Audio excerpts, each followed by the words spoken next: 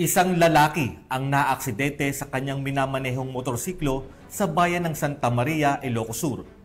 Imbes na mamalagi sa ospital dahil sa kanyang tinamong pinsala, inaresto ito ng Narvacan PNP matapos makatanggap ng ulat mula sa staff ng ospital na mayroon daw itong dalang baril.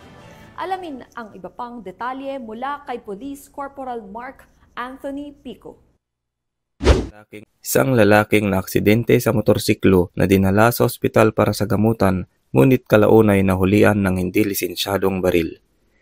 Dakong alas 12:30 ng madaling araw, noong Mayo 13 taong kasalukuyan, rumispondi ang mga tauhan ng Narvacan Municipal Police Station matapos makatanggap ng tawag mula sa Santa Maria Municipal Police Station kaugnay sa paglabag sa Republic Act 10591 o ang Comprehensive Firearms and Ammunition Regulation Act.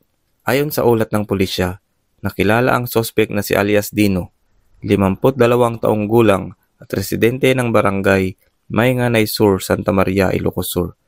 Siya ay nasangkot sa isang self-vehicular accident sa barangay Danuman East, Santa Maria, Ilocos Sur at agad na isinugod sa Ilocos Sur District Hospital sa barangay Paratong, Narvacan, Ilocos Sur para sa medikal na atensyon.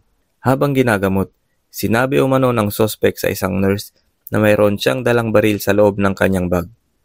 Agad na humingi ng tulong ang mga hospital staff sa mga pulis. Dahil dito, nasamsam ng mga otoridad ang isang belt bag na naglalaman ng isang caliber 38 na baril at 5 piraso na live ammunition nito. Ang sospek ay kasalukuyang nakakonfine sa ospital para sa patuloy na medikal na obserbasyon. Ang mga nakumpiskang ebidensya ay dinala sa himpilan ng pulisya para sa kaukulang dokumentasyon at disposisyon.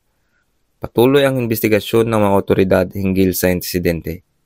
Sa ilalim ng adhikain ng bagong Pilipinas na magtatag ng isang mas ligtas at disiplinadong lipunan, mahigpit na ipinatutupad ng mga otoridad ang batas upang masiguro ang kapayapaan at kaayusan para sa lahat ng mamamayan. Mula dito sa Ilocos Region, ako ang inyong PNN correspondent, Police Corporal Mark Anthony Pico, alagad ng batas, tagataguyod ng Balitang Pulis.